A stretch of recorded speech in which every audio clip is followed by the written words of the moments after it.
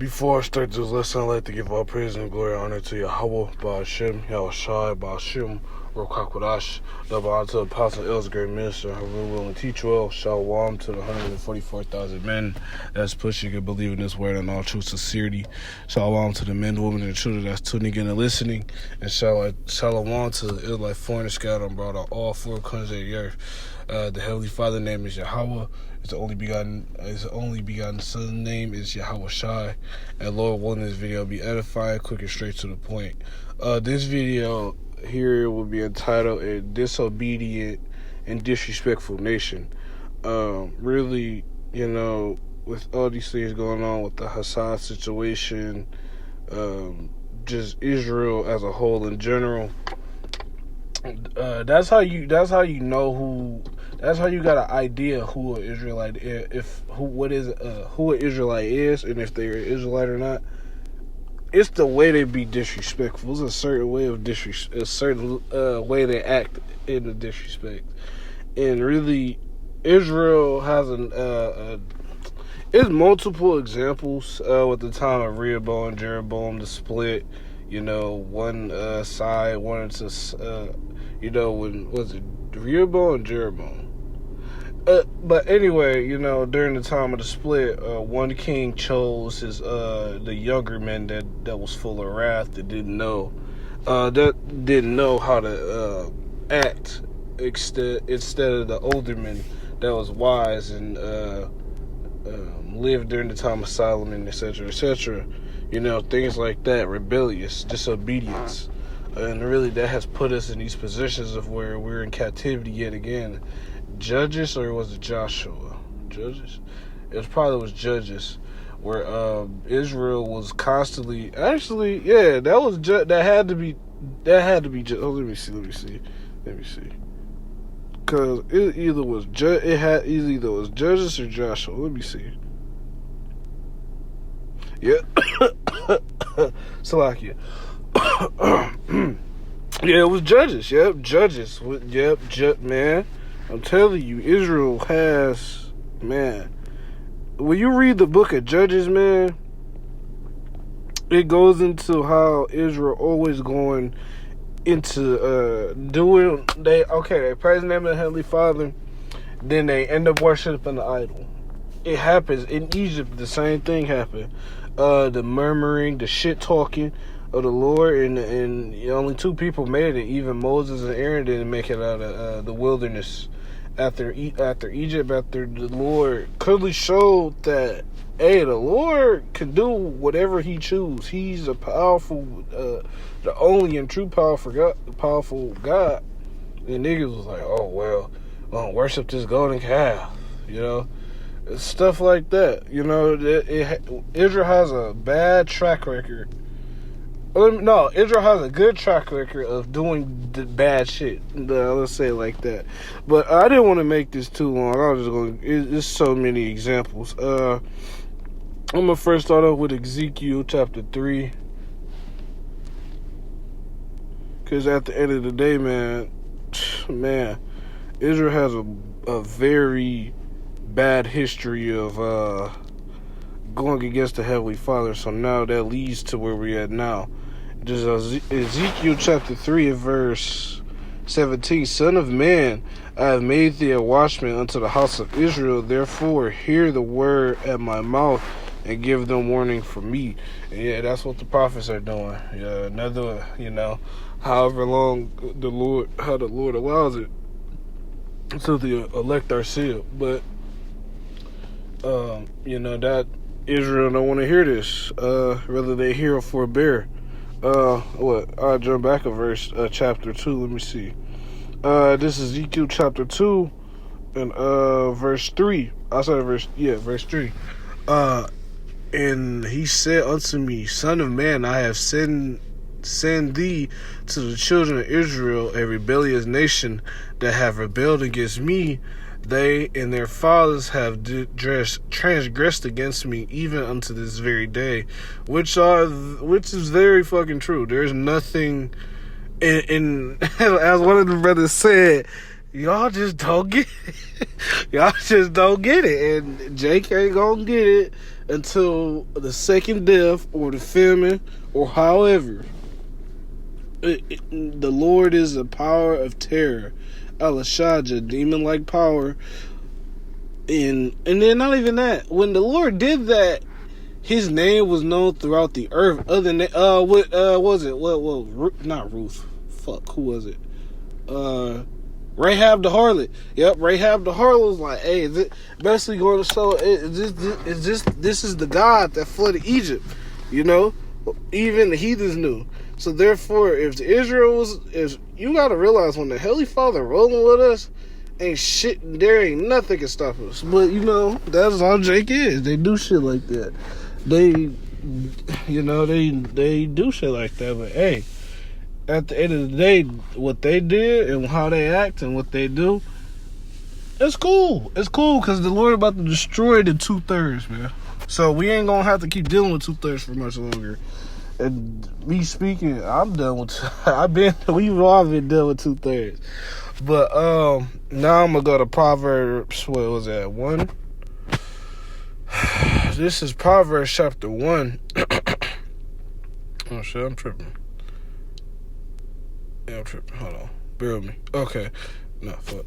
Wrong chapter. Damn. Salakia. Let me grab this real quick. This is Proverbs chapter 1. And I'll start at verse 24. Because I have stretched... Salakia. Because I have called and ye refused. I have stretched out my hand and no man regarded. But ye have said, and not all my counsel, it will have none of my reproof. And yeah, Israel is known for that. They're known for that. They're known for not listening to the Heavenly Father and what He says through His prophets. They expect it. And a lot of Jake be like, oh, why God? Nigga, you ain't worthy of it. You ain't worthy of the Heavenly Father coming down, talking to you directly. And they're not even that. We lost that. We lost the Heavenly Father directly dealing with us. We lost that because we was just fucking wicked. Just fucking wicked. Straight up wicked. And we lost that. We lost at a time, we lost the ability to contact the Heavenly Father like, hey, because the Heavenly Father didn't want to hear us. He got sick of hearing our shit. He got sick of us complaining unto Him, and, you know, the Lord removed it, hid His face. But now the Lord about to show His face. Let me see. Verse 25. Actually, no. Oh, yeah, verse 25. But ye have not set at... Let me restart. This is Proverbs chapter 1, verse 25. But ye have set at not all my counsel and will have none of my reproof. I will laugh at your calamity I will mock when your fear cometh. And yet at the end of the day, the Lord is going to mock the 2/3, going to mock everybody that ain't of the elect when your fear cometh. When the desolation, destructions, famines, pestilence, these strange apparitions, and all of this, and when the nukes hit, it's going to be game over. It's going to be game fucking over, man. It's going to be game over, and you can't do anything to ultimately use predestined or not. But Jake don't get it, and Jake gonna ultimately just fall by the sword. So with that being said, I'm gonna go to 2 Ezra chapter 1. I'm not gonna read the whole chapter, but I'm just gonna give some examples of how the Heavenly Father, what He's done for the nation of Israel. Now, there's multiple things that the Lord has done for the nation of Israel throughout the whole. Actually, Stephen when he got stoned. Those is Jake, bro. Those is Jake's doing that shit, man. They killed the prophets. But when the Lord comes back this time, He's going to destroy the 2/3. Utterly. Let me see.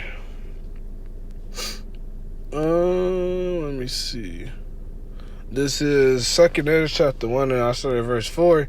And the word of the Lord came unto me, saying, Go thy way, and shew my people their sinful deeds, and their children their wickedness, which they have done against me, that they may tell their children's children, because the sins of their fathers are increased in them, for they have forgotten me, and have offered unto strange gods. And yeah, that's what Jake do. They offer themselves up to strange gods during each and every captivity there possibly was. They willingly was like, okay, you know what? We're gonna serve Baal. We're gonna serve day God, whatever God it was, Queen of Heaven, whatever it was. Jake always gave themselves to those strange gods, and we find ourselves yet again in captivity. So this is a rinse and repeat. Jake always rinse and repeating some shit. Rinse and repeating ass whooping. You know that at some point in time you getting your ass whooped. You just Jake got it so bad now. They done got rinsed and repeat so much. They like it. After continuously what's the word? After you continuously do something, it just become numb and you just used to it. That's how these 2 Thursdays, they continually used to going into captivity, getting their ass whooped, and just doing all types of shit they shouldn't be doing. Anyway, verse 7, am not I even he that brought them out of the land of Egypt from the house of bondage? But they have provoked me unto wrath and despised my counsels, especially when Aaron and Moses was on the scene trying to have the heavenly shit. When Aaron and Moses was on the scene, man, bro, the Lord was about to smoke Israel, bro. Then Moses was like, hey, Lord, chill, you ain't gotta do all that. But ultimately, he did slew all of them, including Moses and Aaron, because of the things they've done. But ultimately, those jakes that was in the wilderness doing what they did, there's only 2 that made it, Joshua and Caleb. Verse 8, pull thou off thy hair off thy head, and cast all evil unto them, for they have not been obedient unto my law. And yet Jake isn't obedient unto the law. And Jake don't follow the law, statutes, and commandments to a T. And not even just that they don't follow what the Heavenly Father says. A precept is a commandment. Jake don't follow precepts. But it is a rebellious house. So Ezekiel goes into that. And the scriptures repeat themselves in multiple ways in different forms. Let me see. Verse 9, how long shall I forbear them, into whom I have done so much good? And yeah, the Heavenly Father has done good unto us many occasions. And the second Esdras lists this. So let me see. Verse 10, many kings I have destroyed for their sakes, Pharaoh and his servants, and all his power I have smitten down. All the nations I have destroyed before them.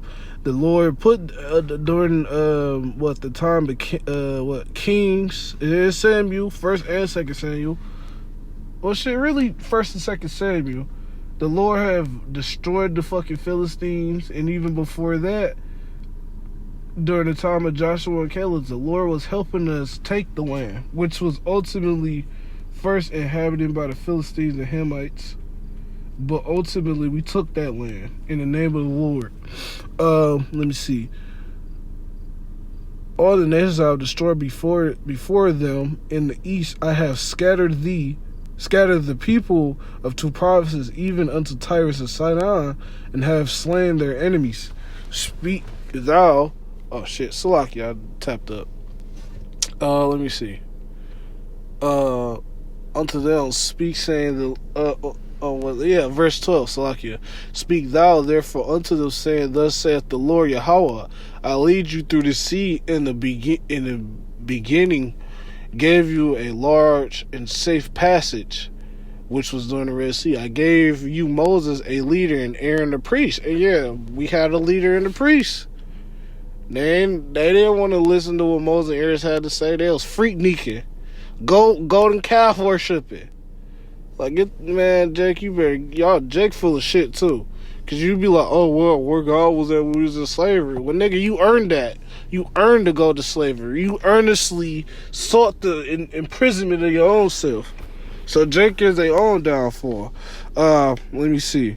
I gave you light and a pillar of fire, and great wonders I have done among you.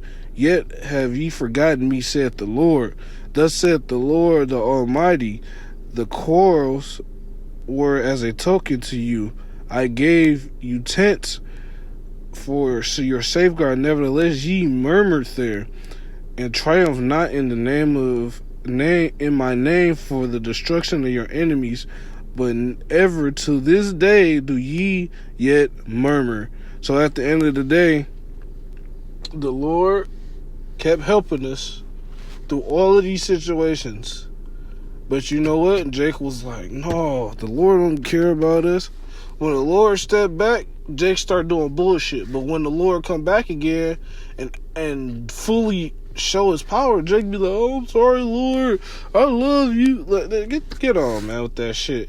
That's like that's like you dealing with a bit. That's like you dealing with a woman, and she constantly keeps cheating. And then, you know, it's funny, the Lord compared the nation of Israel to a woman. You know, but that's like a woman cheating on you. You know this woman is cheating on you. You keep taking her back. I mean, I'm not advising this, but I'm just saying that's how it is. The Lord keep taking our ass back, and then we kept doing bullshit. So you know what? 2/3 shall be cut off and die, according to Zechariah 8:13. But anyway, I didn't want to make this video long. Lord willing, this video was edifying. And on to the next one. Well, before I close out, I'd like to give all praise to Yahweh Ba'Hashem, Yahweh Shai, Ba'Hashem, Rakakadash. And Lord willing, this video was edifying. On to the next one. Shalom.